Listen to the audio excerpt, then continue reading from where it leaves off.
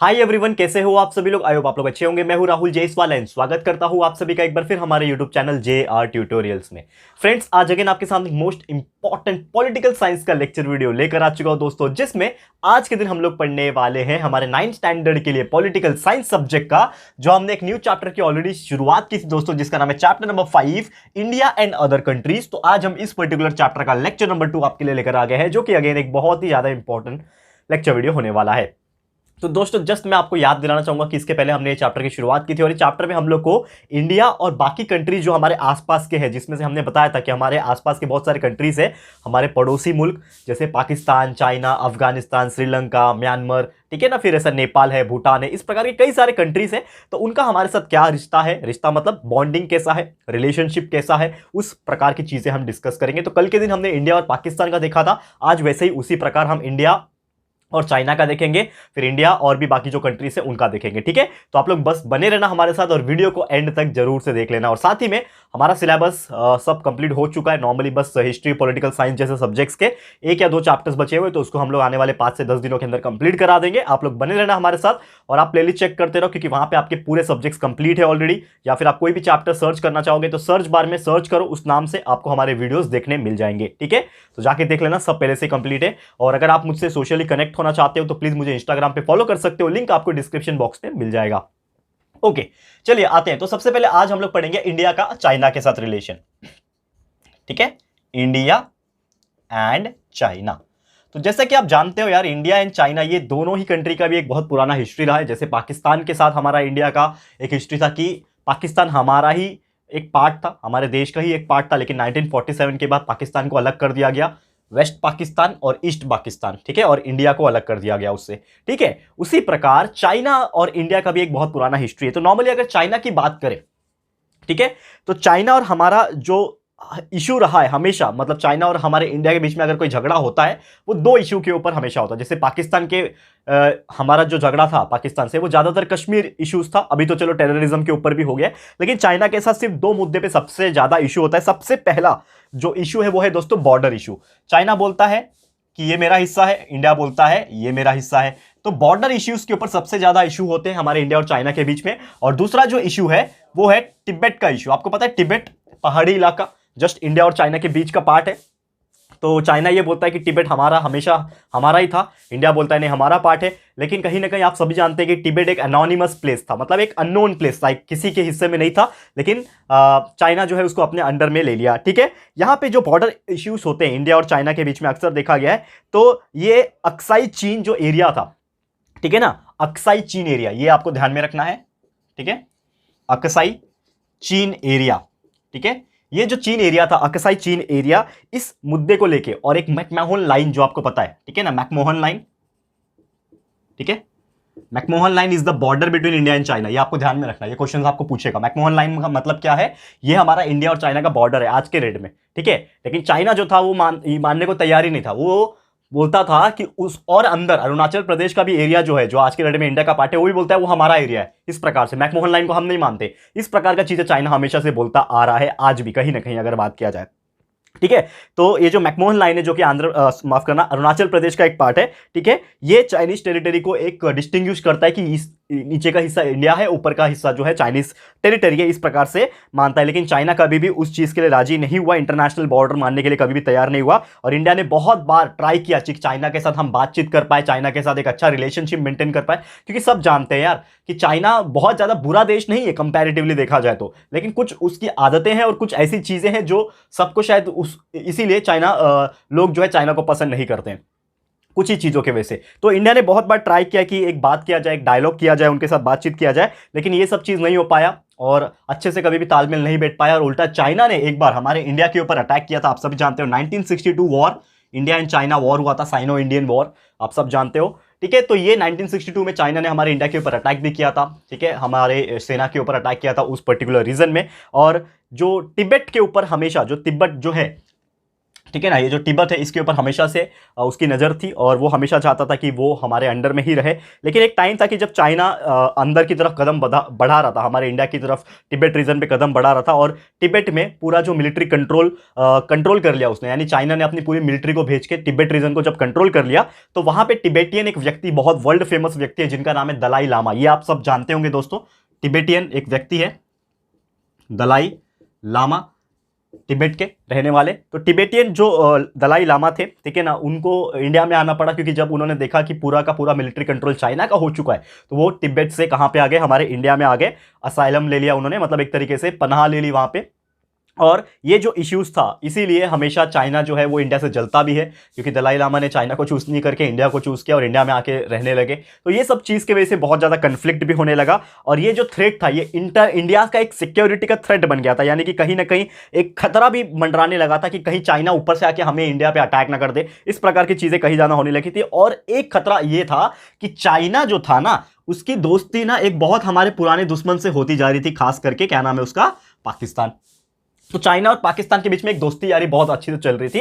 पाकिस्तान तो चाहता ही था कि हमारे सर पे कोई ऐसा रहे, पावरफुल रहे, जो हमें कुछ सप्लाई करे, जैसे कि वेपन सप्लाई करे, न्यूक्लियर वेपन सप्लाई करे, ठीक है ना, हथियार सप्लाई करे। इस प्रकार से चाइना जो है पाकिस्तान की मदद करता था, पाकिस्तान उसी चीज की वजह से टेररिज्म करता था हमारे इंडिया के ऊपर एंड बाकी कंट्रीज के ऊपर। तो ये सब चीज काफी ज्यादा हो रहा था, और यही इंक्रीजिंग फ्रेंडशिप की वजह से चाइना एंड पाकिस्तान का जो फ्रेंडशिप बढ़ रहा था, उसकी वजह से हमारे इंडिया को नहीं, ना सिर्फ इंडिया, पूरे वर्ल्ड को खतरा था कहीं ना कहीं। ये सब चीज होते जा रहा था, और एक हमेशा कुछ ना कुछ एक्शन लिया जा रहा था कि यार ये सब चीज को बातों से सुलझा सके, ये सब चीज को हम लोग एक प्रॉपर तरीके से मैनेज कर सके, लेकिन कभी भी इस प्रकार नहीं हो पाया, ठीक है। लेकिन अगर एक टाइम की बात करें या फिर अभी भी हम नॉर्मल बात करें, तो इकोनॉमिक जो ग्रोथ रेट है हमारे इंडिया का और चाइना का, दोनों ही बहुत अच्छे से बढ़ रहे हैं। बहुत अच्छे ट्रेड रिलेशंस भी थे एक टाइम पे, लेकिन कभी ना कभी कुछ ऐसे टाइम हो जाते थे या फिर कुछ ऐसा समय आ जाता था कि हमारा इंडिया और चाइना का जो रिलेशन है वो स्टॉप हो जाता था, ट्रेड रिलेशन भी स्टॉप हो जाता था, ठीक है ना। और इंडिया और चाइना के बीच में एक तरीके से बातचीत नहीं हो पा रही थी। लेकिन बाकी जो कंट्रीज थे उनकी बीच में आने की वजह से, जैसे रशिया, चाइना, ठीक है ना, तो ये सब चीज़ की वजह से धीरे धीरे हमारा इंडिया और चाइना का जो रिलेशन, जिसको हम लोग सीनो इंडियन रिलेशन बोलते हैं, ठीक है ना, सीनो इंडियन, यानी चाइना और इंडिया का रिलेशन अभी धीरे धीरे तो थोड़ा सा इंप्रूव हो रहा है, स्लोली स्लोली एनहांस कर रहा है, धीरे धीरे आगे भी बढ़ेगा। बट एक चीज तो है, बॉर्डर डिस्प्यूट को लेके हमेशा झगड़ा रहेगा ही कहीं ना कहीं, पूरा कंप्लीटली रिजॉल्व आज भी नहीं हुआ। ये जो बॉर्डर का जो डिस्प्यूट है, ये जो बॉर्डर की लड़ाई है इंडिया और चाइना के बीच में, ठीक है ना, ये कभी भी मुश्किल है सॉल्व होना, शायद आगे जाके हो जाए, लेकिन अभी भी उसके बीच में डिस्प्यूट चल रहे हैं कहीं ना वो पीछे हटने के लिए रेडी है, और हम क्यों पीछे हटे भाई, ठीक है ना। तो ये सब चीज़ अभी भी आज भी कहीं ना कहीं इंडिया और चाइना के बीच में हो रही है। क्लियर है? तो उम्मीद करता हूं कि ये चीज़ भी आपको बहुत अच्छी तरीके से समझ में आ गया होगा।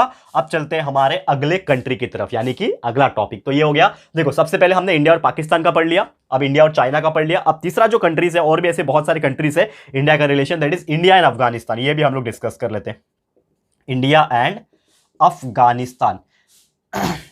तो आपको पता ही अफगानिस्तान एक कंट्री है, जस्ट हमारे, आप इंडिया के मैप में अगर देखोगे तो इंडिया के जस्ट नॉर्थ की तरफ से थोड़ा सा वेस्ट की तरफ जाना, यानी कि जस्ट पाकिस्तान के जस्ट थोड़ा सा ऊपर।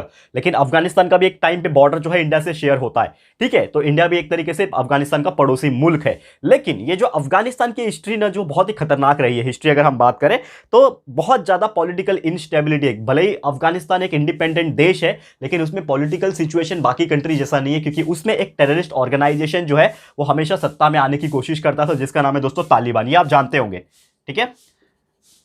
According to history, according to जो एक्सपर्ट्स कहते हैं, लोग जो कहते हैं, उनके हिसाब से Taliban is a terrorist organization, ऐसा माना जाता है, ठीक है। एक क्या है वो, एक तरीके से एक टेररिस्ट ऑर्गेनाइजेशन है जो कि पॉलिटिकल स्टेबिलिटी बनाना चाहता है वहां पे, लेकिन वो अलग तरीके से बनाना चाहता है, और बाकी जो गवर्नमेंट है, जो नॉर्मली जो गवर्नमेंट होती है, उसको उस तरीके से काम करने नहीं देता, बिकॉज तालिबान के कुछ रूल्स एंड रेगुलेशन जो थे काफ़ी अलग थे। लेकिन एक टाइम था जब पूरा अफगानिस्तान के ऊपर तालिबान का कब्जा था, लेकिन धीरे धीरे उसको निकाला गया अमेरिका और इंडिया की हेल्प से। इस प्रकार बहुत सारी चीज़ें की गई है। तो इंडिया का मैं बात करूंगा, अमेरिका का तो यहाँ पे बात नहीं करूंगा। तो इंडिया और अफगानिस्तान के बीच में अगर रिलेशनशिप की अगर बात करें, तो यहाँ पे इंडिया ने बहुत ज़्यादा हेल्प करने की कोशिश की है अफगानिस्तान की, माफ करना, ठीक है, अफगानिस्तान की हेल्प करने की काफ़ी कोशिश की, ताकि उसमें शांति का माहौल कायम रह सके, पीस को एस्टाब्लिश एस्टैब्लिश किया जा सके। हम लोग बोलते हैं ना कि जब बहुत ज़्यादा लाइक डिस्टर्बेंस होता है कोई कंट्री के ऊपर, तो वही दूसरा कंट्री आता है, यार आप शांति बनाए रखो, इस प्रकार से आपको क्या मदद चाहिए, हम मदद करेंगे। तो इस प्रकार से इंडिया बहुत ज़्यादा अप्रोच करता था सिक्योरिटी के लिए, ठीक है ना, स्टेबिलिटी के लिए वहाँ पे। और बहुत सारी ऐसी सुविधाएं जो है हमारे इंडिया ने उन कंट्रीज को, यानी कि अफगानिस्तान जैसे कंट्रीज को प्रोवाइड किए। तो इंडिया ने बहुत ज़्यादा हेल्प किया है अफगानिस्तान का पॉइंट ऑफ व्यू अगर हम बात किया जाए तो। कुछ कुछ जो चीज़ें उनकी जो लड़ाई झगड़े में डिस्ट्रॉय हो चुके थे, वो सब चीज़ को रिकवर करना, वो सब चीज़ को रिपेयर करना, ये सब चीज़ भी काम किया है। रोड्स, ठीक है ना, कॉर्पोरेट्स हो गए, साइंस एंड टेक्नोलॉजी के फील्ड में अगर बात करें, ये सभी चीज़ के मामले में, और खासकर स्कूल को बिल्ड करने में, स्कूल्स बनाने में, हेल्थ फैसिलिटीज़ बनाने में, ठीक है ना, इरिगेशन प्रोजेक्ट्स बनाने में, डैम्स बनाने में। इंडिया ने एक डैम भी बनाया, वो डैम का मुझे नाम याद नहीं आ रहा है, आपके सिलेबस में मेंशन तो नहीं है, लेकिन एक डैम है, आप लोग सर्च कर लेना कि हमारे इंडिया ने अफगानिस्तान के अंदर एक डैम बनाया है और अपने खर्चे में बनाया। इंडिया ने, इतना बड़ा दिल है हमारे इंडिया का, सोचो अफगानिस्तान जैसे देश की मदद की है। तो ये कहीं ना कहीं एक बहुत ही अच्छा रिलेशनशिप बताता है इंडिया और अफगानिस्तान का। लेकिन ये कब तक रहता है, जब उसको कदर करने वाले लोग रहे वहां पे। तो अगेन आप जानते हो कि अफगानिस्तान में आज, सॉरी माफ करना, मैंने तालिबान लिख दिया, तालिबान एक्चुअली, ठीक है, माफ करना मुझे दोस्तों, ठीक है। तो आज भी कहीं ना कहीं आप जानते होंगे कुछ ही दिनों पहले, ज़्यादा दिन नहीं हुआ, कुछ 6 मंथ के आसपास, तालिबान जो है वापस आ चुका है अफगानिस्तान के अंदर, एंड इनका पूरा कंट्रोल हो चुका है अफगानिस्तान में। And there is no government, like proper government नहीं है, तालिबान की गवर्नमेंट है जो अपने तरीके से रूल्स एंड रेगुलेशन के हिसाब से चीज़ें करवा रहे हैं। क्लियर है? तो उम्मीद करता हूं कि यार ये चीज़ भी आपको समझ में आ गया होगा। अब बढ़ते हैं हमारे अगले टॉपिक की तरफ, यानी कि अगला कंट्री। तो इंडिया एंड अफगानिस्तान देख लिया, India and China, India and Pakistan तो कल ही देख लिया था। एक और बहुत ही अच्छा कंट्री है, इसके बारे में हम लोग डिस्कस करेंगे, जिसका नाम है दोस्तों इंडिया एंड बांग्लादेश। ठीक है ना, ये देश के बारे में आप सब जानते होंगे, बांग्लादेश। ठीक है, तो बांग्लादेश का अगर इसके पहले का नाम अगर मैं आपको बताऊं तो आप बहुत कम लोग जानते होंगे। आप जानते हैं कि हमारा इंडिया और पाकिस्तान अलग हुआ था, तो एक पाकिस्तान जो था वो वेस्ट की तरफ था, तो उसको हम लोग वेस्ट पाकिस्तान बोलते थे, और एक पाकिस्तान हमारे ईस्ट की तरफ था, कोलकाता के बाजू में था, वेस्ट बंगाल के बाजू में था, तो उसका नाम था दोस्तों पहले ईस्ट पाकिस्तान। लेकिन ईस्ट पाकिस्तान और वेस्ट पाकिस्तान में कभी आपस में बनी ही नहीं, क्योंकि वेस्ट पाकिस्तान प्रॉपर जो इस्लाम धर्म को फॉलो करने वाले, और साथ ही में उनके जो लिंग्विस्टिक बैरियर थे बहुत ज़्यादा थे, यानी कि जो ईस्ट पाकिस्तान में जो लोग थे वो भी इस्लाम धर्म को फॉलो करते थे, लेकिन उनका जो तरीका था, जो बातचीत करने का तरीका था, जो लैंग्वेज था, वो थोड़ा सा डिफरेंट था, because they are from like Bengal के आसपास है, तो वो लोग बंगाली ज़्यादा बोलते थे, बांग्ला, ठीक है ना, इसी ने नाम बांग्लादेश पड़ा है ना, तो बंगाली जाना जाती है। तो लिंग्विस्टिक चीज़ का लैंग्वेज बैरियर हो जाए, कुछ थिंकिंग, कुछ आइडियोलॉजी का भी डिफरेंसेस था, तो इसीलिए हमारे इंडिया ने बीच बचाव करते हुए और ये जो ईस्ट पाकिस्तान जो था उसको यहाँ पे अलग करके क्या कर दिया, बांग्लादेश बना दिया। तो बांग्लादेश जो है एक देश बन गया प्रॉपर 1971 में, और इसके लिए बहुत ज़्यादा लड़ाई लड़नी पड़ी और इंडिया को भी बीच में आना पड़ा। इंडिया और पाकिस्तान का एक लड़ाई हो चुका था, आप जानते हो 1971 इंडिया और पाकिस्तान का लड़ाई हुआ था, तब जाके पाकिस्तान हार गया। इंडिया ने एक ट्रीटी साइन करवाया, किसके किसके बीच में, वेस्ट पाकिस्तान और ईस्ट पाकिस्तान, जो कि बांग्लादेश घोषित कर दिया गया था, तो उसके बीच में एक करार साइन हुआ, एक एग्रीमेंट साइन हुआ, जो रिवर्स है, जो नदियां बहती हैं उसके पानी को लेके हर एक मुद्दे पे एक डील साइन हुआ, और आप कभी इनको परेशान नहीं करोगे, इस प्रकार से ऐसे कई सारे डील जो है साइन हुए, ठीक है ना, फिर आंदोलन हुए, ऐसे इस प्रकार की बहुत सारे चीज़ें जो है हुई, तब जाके ये जो बांग्लादेश जैसी कंट्री है वो बन पाई। और कहीं ना कहीं इसमें सबसे बड़ा जो योगदान है बांग्लादेश को निर्माण करने के लिए, वो किसका था दोस्तों, इंडिया का था। इसके लिए आज भी बांग्लादेश जो है वो इंडिया को मानता है काफ़ी ज़्यादा, ठीक है ना, जो पॉलिटिकल लोग हैं वहाँ पे वो मानते हैं इंडिया को, ठीक है, बिकॉज ऑफ देम ये सब चीज़ हो पाया। क्लियर है? तो उम्मीद करता हूँ कि यार ये चीज़ आपको बहुत ही अच्छी तरीके से समझ में आ गया होगा। तो ऐसे और भी बहुत सारे कंट्रीज है हमारे इंडिया के साथ जिनका रिलेशन है, जैसे कि इंडिया का श्रीलंका के साथ है, ठीक है ना, भूटान के साथ है, म्यांमार के साथ है, मालदीव्स के साथ है। तो ये सभी कंट्रीज का और कैसा रिलेशन है, क्या है, ये सब बातें हम लोग करेंगे दोस्तों हमारे अगले लेक्चर में। इसका मतलब ये है कि आज का लेक्चर मैं यहीं पे स्टॉप कर रहा हूं, और अगला लेक्चर यानी कि लेक्चर नंबर 3 में आपके लिए लेकर आ जाऊंगा, जिसमें और भी ऐसे बेहतरीन बातें करेंगे। ठीक है दोस्तों, तो आप लोग बस बने रहना और हमारे साथ प्यार दिखाते रहना। ठीक है दोस्तों, तो आज का वीडियो यहीं पे समाप्त होता है। ये वीडियो आपको कैसा लगा है प्लीज हमें कमेंट करके बताइएगा, अपनी राय और सजेशन जरूर से दीजिएगा। वीडियो अगर पसंद आया है, वाकई में अच्छा लगा है दोस्तों, तो प्लीज वीडियो को लाइक कीजिएगा, शेयर जरूर से कर देना, अपने सारे फ्रेंड्स और रिलेटिव्स को फटाफट से शेयर कर दो दोस्तों। एंड अगर आपने अभी तक इस चैनल को सब्सक्राइब नहीं किया है तो फटाफट से हमारे चैनल को भी सब्सक्राइब कर देना, साथ में एक बेल आइकन होता है उसको प्रेस कर देना, ताकि फ्यूचर में हम कभी भी कोई भी वीडियोस को अपलोड करेंगे तो आप लोग को नोटिफिकेशन मिलती रहेगी। ठीक है फ्रेंड्स, तो मिलते हैं हमारे अगले वीडियो में। ये वीडियो देखने के लिए thank you and good bye.